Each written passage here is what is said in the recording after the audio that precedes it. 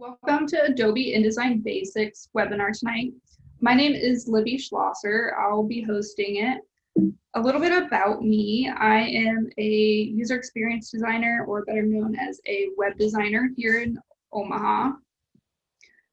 Primarily being a web designer, I work with Adobe XD, but I also use InDesign, Lightroom, Photoshop, and Illustrator pretty frequently.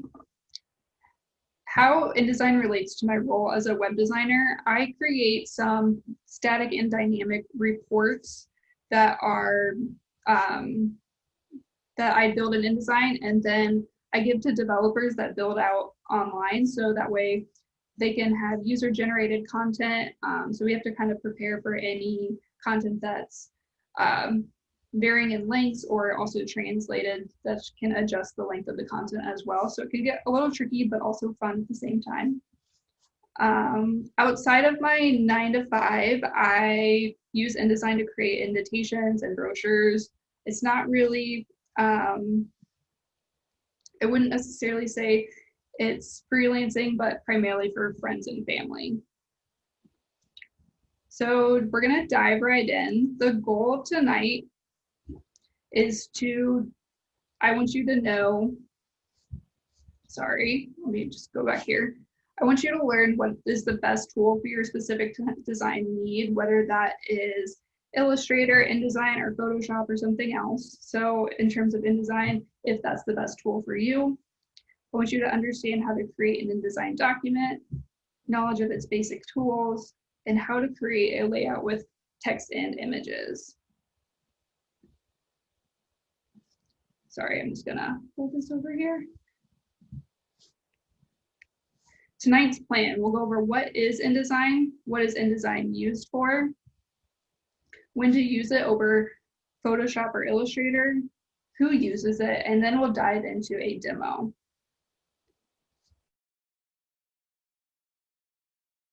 Is InDesign.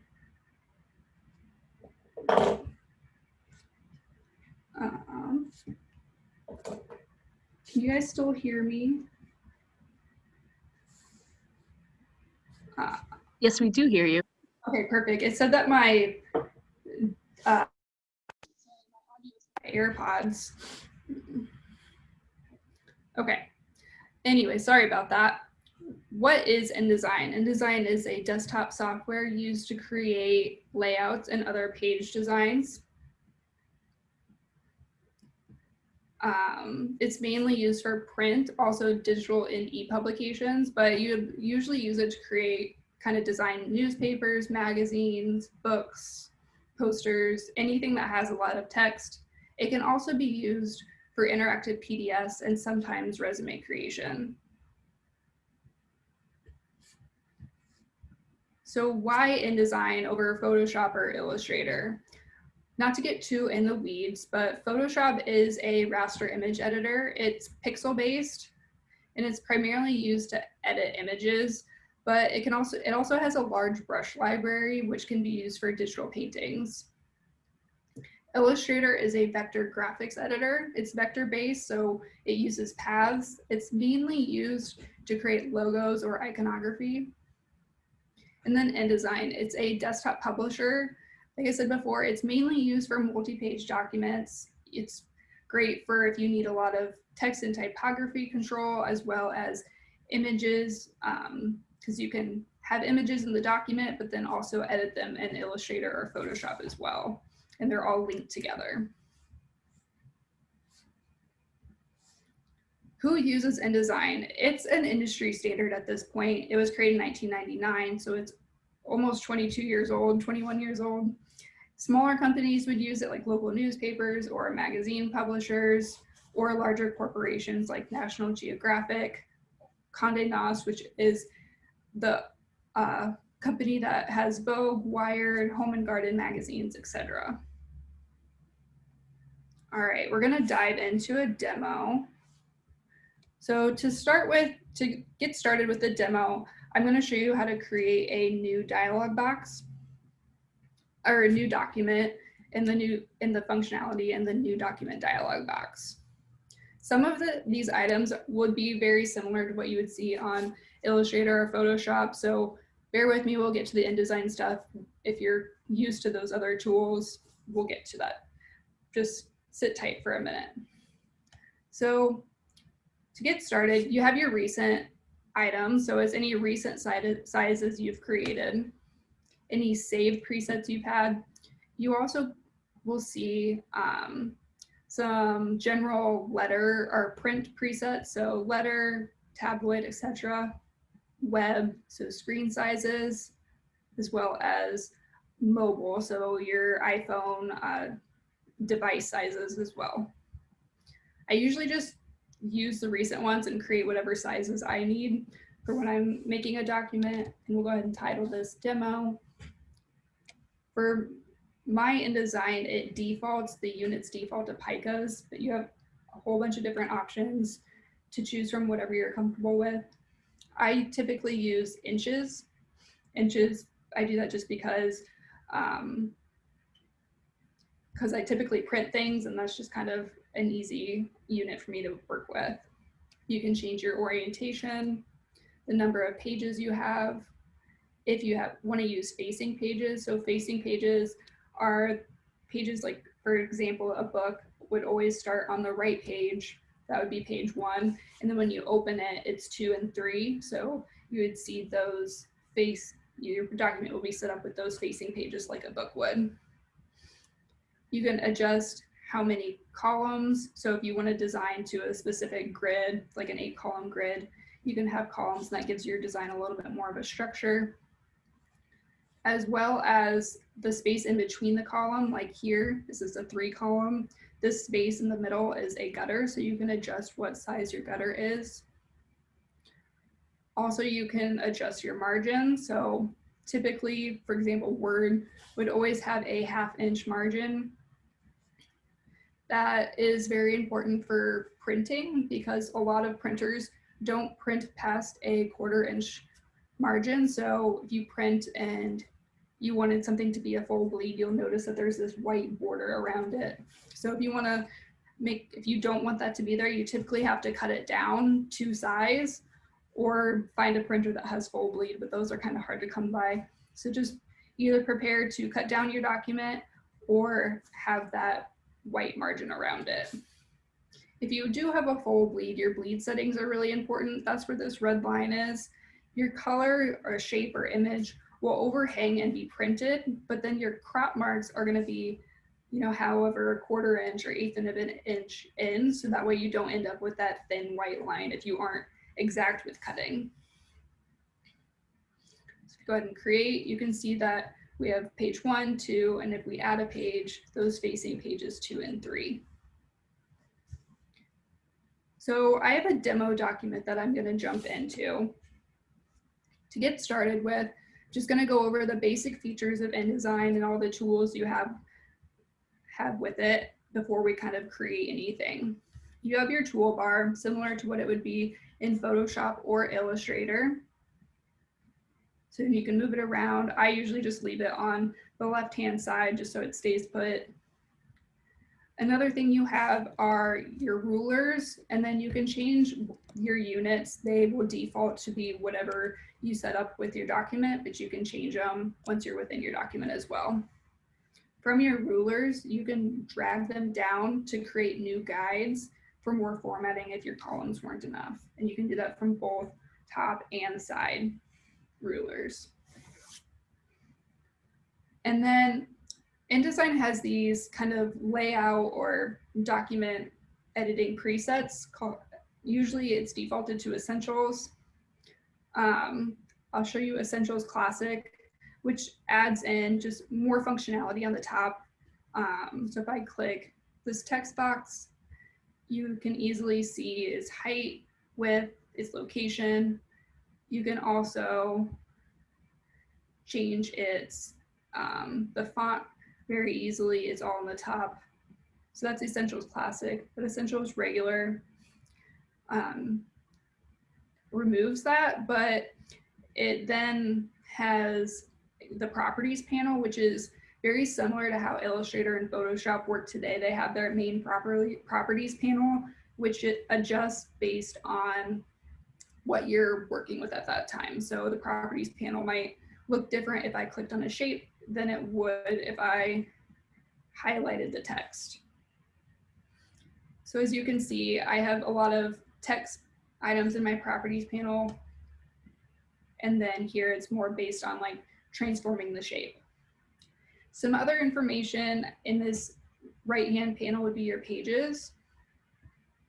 So here you can adjust your pages, you can view your master pages, as well as adding in new pages if you would like.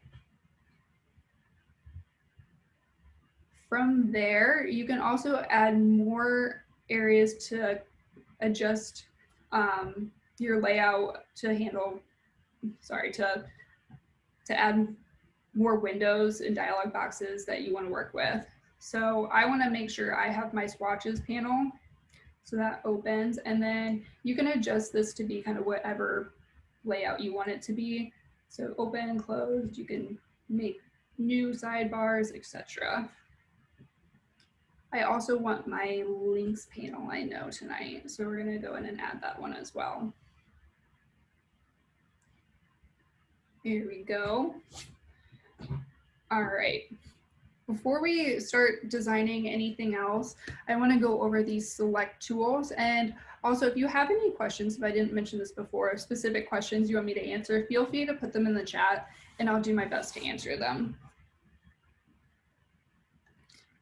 So to get started, and I know I've said this a lot, there's a lot of things that overlap with Illustrator. So you have your select tools. That's what you use to move objects around, resize them. You have your arrows that allow you to resize them or rotate objects. Oops. You can also select more grouped objects here, etc. And then the direct select tool is something I use quite a bit if I want to adjust things a little bit more, items that are a little bit more specific.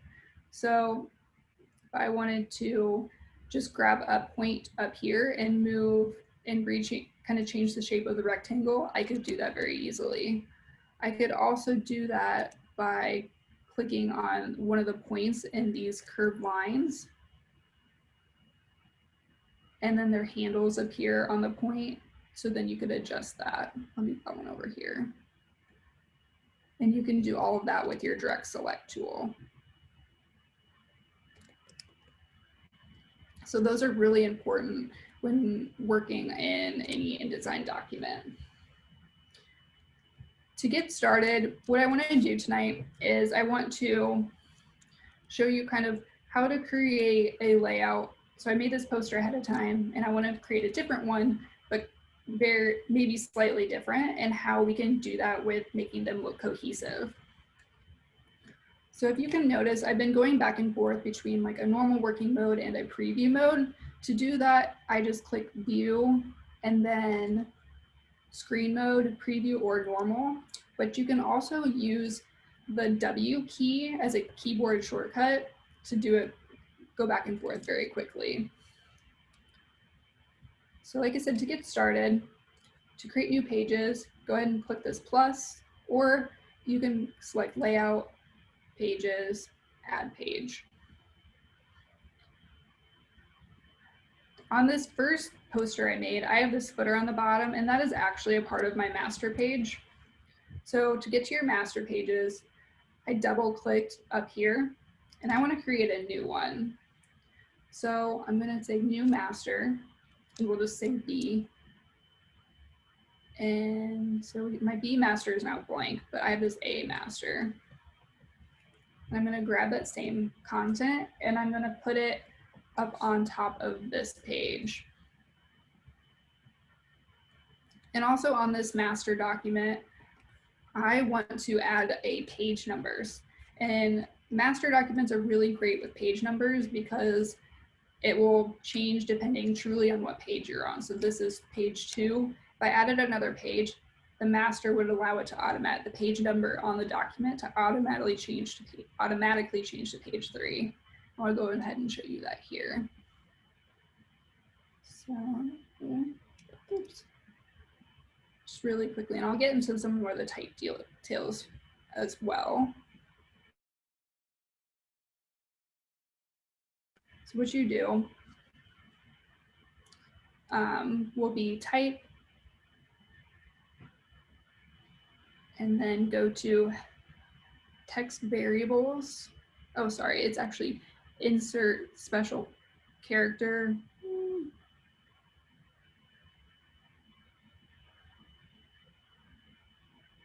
Sorry, I did this one earlier, and it's special character markers and then current page number. So sorry again, type, insert special character, markers, and then current page number.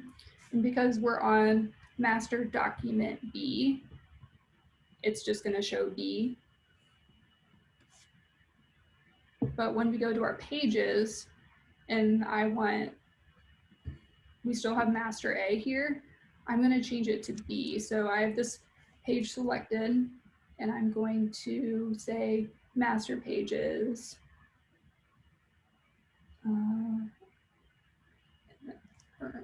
I'll right click and apply master to pages, and I can select master page B. So again, I right clicked, apply master to pages, and then that's where you can say you want A or B master, and then go in and say if you want it on certain pages or all pages. So if I go and I select add another page, you can easily see that this master is on page 3 and the page number changed accordingly. So we'll move forward with going into past master pages, and we're gonna make a poster that's very similar to this one but slightly different. So to do that, I'm going to create the background using the shape tool. So you have your rectangle, ellipse, and polygon. I'm just going to use the rectangle tool, but for the polygon, you can have any number of sides in a polygon, and you can adjust it just by clicking on the document and adjusting it that way. So if I wanted 11 sides, I get a shape with 11 sides. So rectangle. I'm just going to add something to the bottom here. And it's okay if things overlap because they don't show on the preview mode. It's just you kind of have this whole working document. So because I have this background color filled here, it automatically filled that section. But if I want to change the color, there's a few ways that I can do it. So first, I have this object selected, so I can use my eyedropper tool and go up and select the color and then fill it down here. Or I can go to my swatches, and I already have some swatches available, so I can just fill the color with the color in my swatch. To add a color to my swatches, it's very easy. You just grab a specific color, and then click the plus for new swatch down here, and then it's added. Next, we're going to create the shape with those wavy lines up here. To do that, we're going to use a rectangle tool.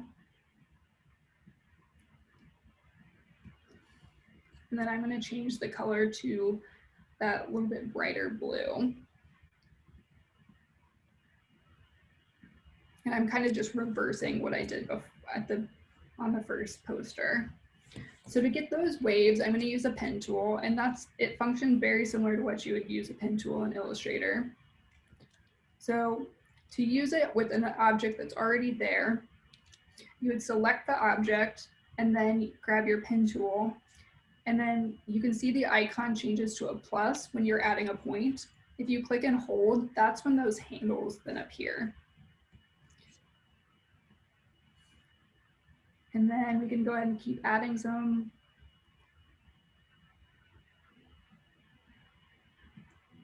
And then keep going. Now we have that nice wavy pattern.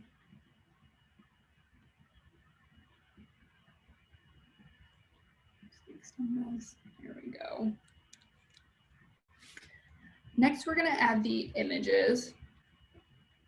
What I like to do for images is I like to add a frame tool. So it's really similar to the shape tool, and we have a frame, ellipse, polygon, rectangle, ellipse, polygon, and I just, oops, did not want to use the polygon, rectangle, and I just click and drag to use it. And I noticed that it wasn't centered, and I really want it centered. So I have something called smart guides on right now. So if I tried to move it around, you kind of see these lines that appear. And then I know that it's centered because there was that purple line in the middle of this gutter right here. To turn those on and off, you would go to View, Grids and Guides, Smart Guides. I really like them. I rarely ever turn them off. So anything that you want to align with other shapes, see the green line up there, it's actually aligning to the center of that 2. And then over and then centered again. Not quite centered. There we go.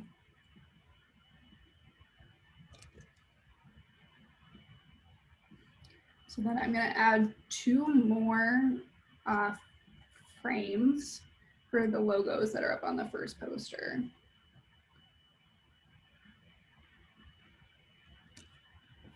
And I'm going to do the same thing. I'm going to click on both of them. So in order to select both without selecting multiple things, you click Shift, and then you can select both objects.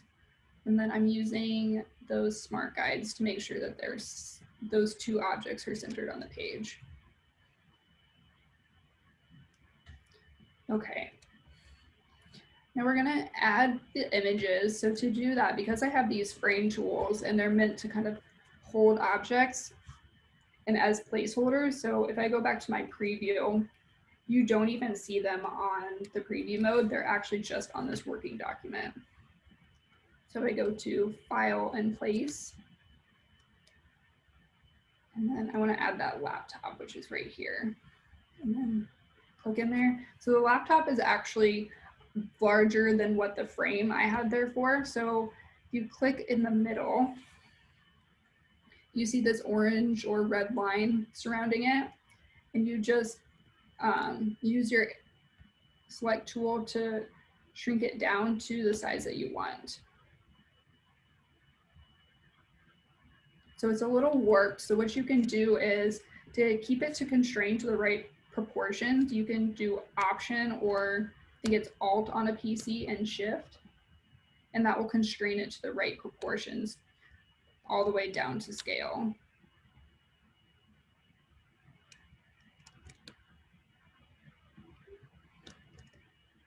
Here we go. And then we're going to add in those logos. So File and Place.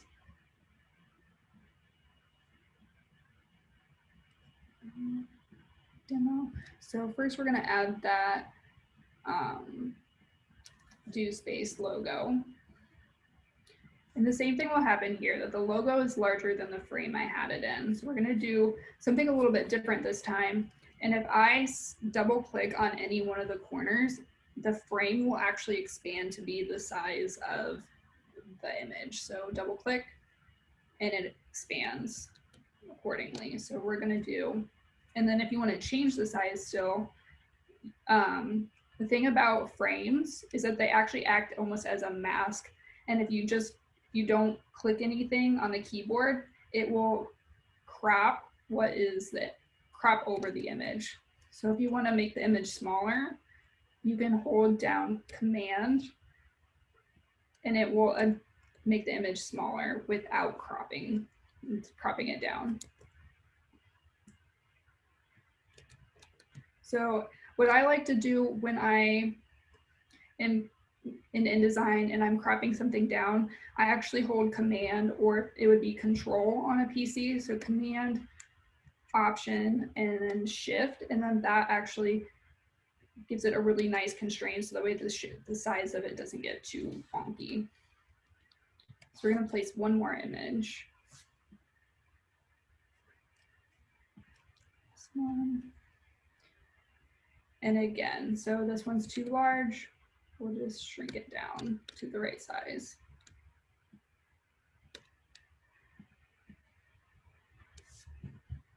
There we go. And I mentioned this before that all of your, any of these linked images can still be edited in Photoshop or Illustrator. So if you want to see how that works, this one is linked. So if I go to my linked panel, I can see where it's linked, and then it's a little small. And if I right click on it, I can go to edit with, and then Illustrator. And then that will take a second to open.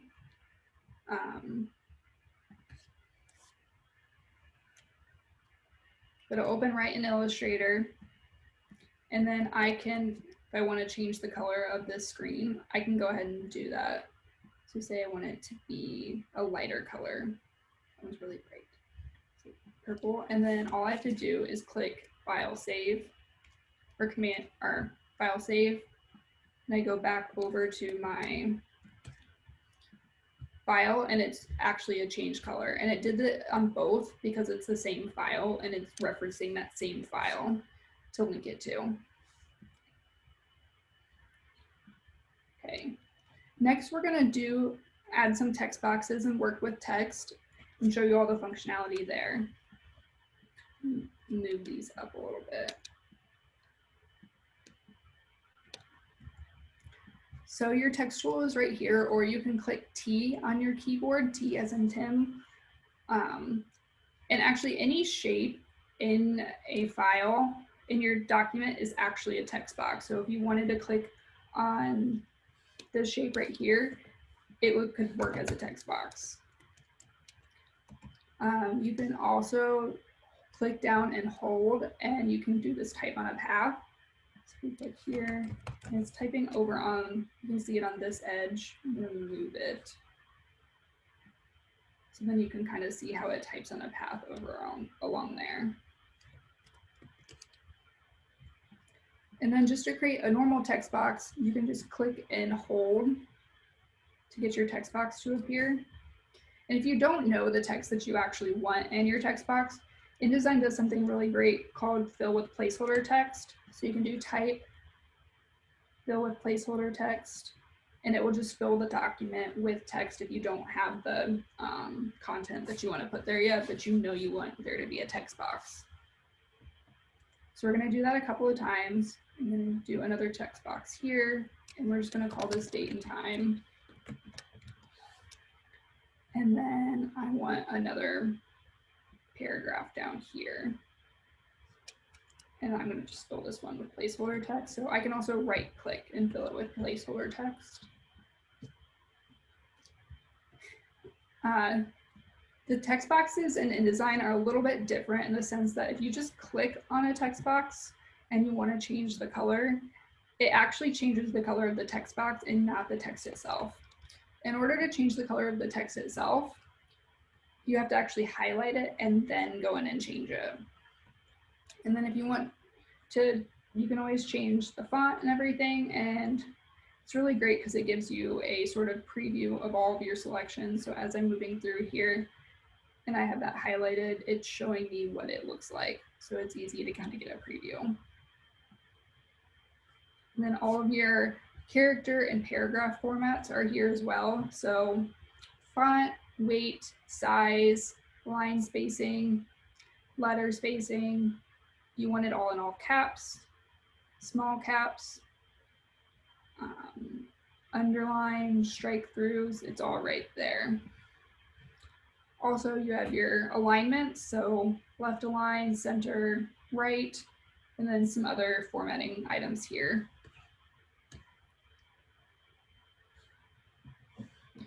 So because I knew that I wanted to create multiple posters with the same look and style, and I wanted them all to feel the same, I actually created some paragraph styles, which is something really great in InDesign that we can use.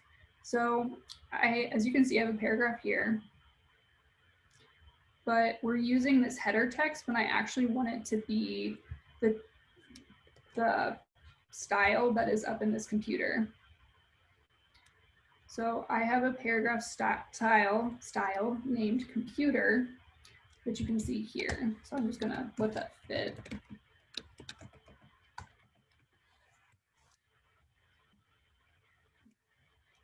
And then I'm just adjusting the text box to fit the word computer. So that changed very quickly. And then same with the date and time. You can see my date and time up here is a little bit smaller, but if I wanted it to be, I have a date and time paragraph style right there. And then this is already my header style that I named accordingly. And then I'm just gonna go ahead and put that in here. So if you ever wanted to adjust a paragraph style or make a new one, it's very easy. So for example, if I wanted to change the font of this computer style, I could do that. And then because it's a slightly different than what the style originally was, it's calling it computer plus, but I can just click plus and it'll create me a new style that is called paragraph style 1. But to change it, I just double clicked on paragraph style 1 and I can say computer 2. And then that's that new style. So we're gonna revert it back to computer. But if I know that I want to change the font or size of this computer style, and I want it to happen in both of these computers, I can do that by, again, double clicking on the style and then going to basic character formats. And then I can adjust the font to be, I don't even know, we'll do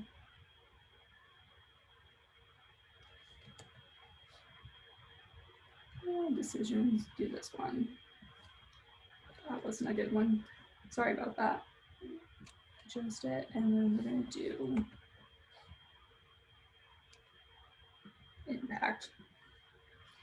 So it changed here, but then it easily already changed here. So if you have, say, 50 pages and you know you want to change a header style, it will easily change on every page. And that is just a great thing about InDesign, is these paragraph styles. Okay. So we went over master documents, master pages, how to adjust them, how to apply different master pages to new documents, new pages. We went over shapes, images, how to edit an image in Illustrator, and then link it back. We went over some general type tools as well as paragraph styles.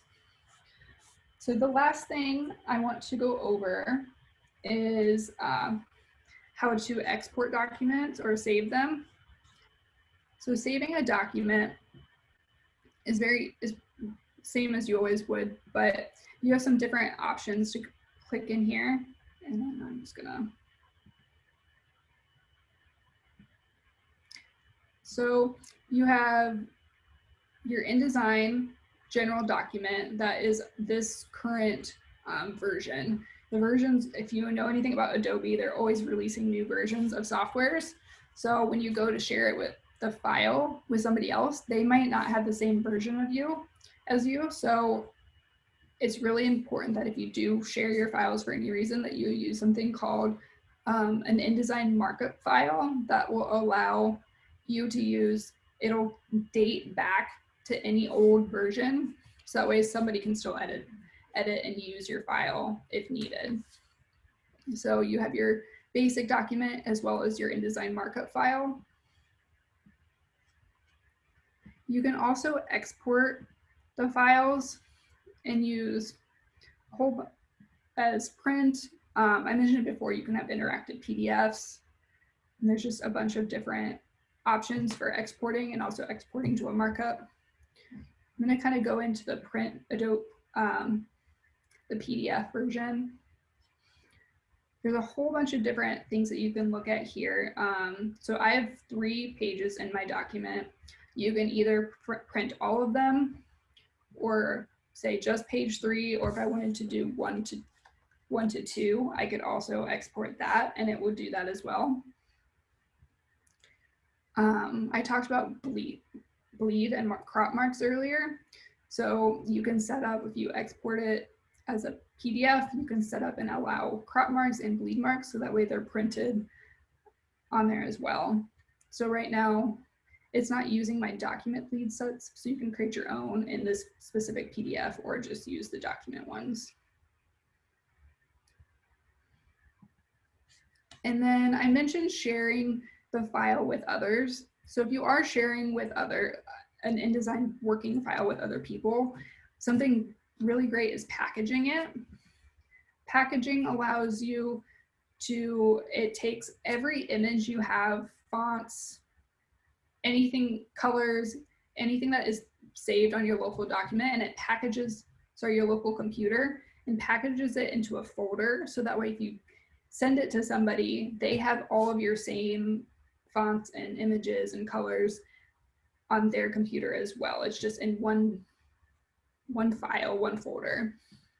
So it lists everything that's in there, fonts, and then links and images. It'll tell you if anything is broken, colors, like I said, and then you click package.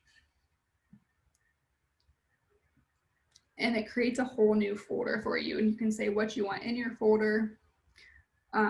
If you want to include that markup document as well, if you want to include a PDF. I always do both. So it creates it. If I go to here, I can see that there's this, shoot. Sorry, I'm going to do that one more time. I didn't see where that's saved. Well, this is an old one that I did, but you can see that you have your documents, fonts, so all of them that are in there, your markup, your InDesign file, the PDF, and any of those links that are in there, you can easily see, and then you have those local files that you can adjust if necessary. So usually if you're sending this to somebody, you could just compress it and send it over email, so that creates a zip file for them to open. All right, that's everything I went through tonight. I feel like I went through it a little fast, but I'll go, there's some other links that you could go to that you can view. If you need any other help with InDesign, if you want to, you can also request a mentor through DoSpace. Lynda.com is a great tool, and there's all sorts of tutorials out there on the web. Thanks for everyone's time tonight, and then I'm going to stick around for another minute or two. If you have any specific questions, feel free to ask them. Thanks. Have a good night.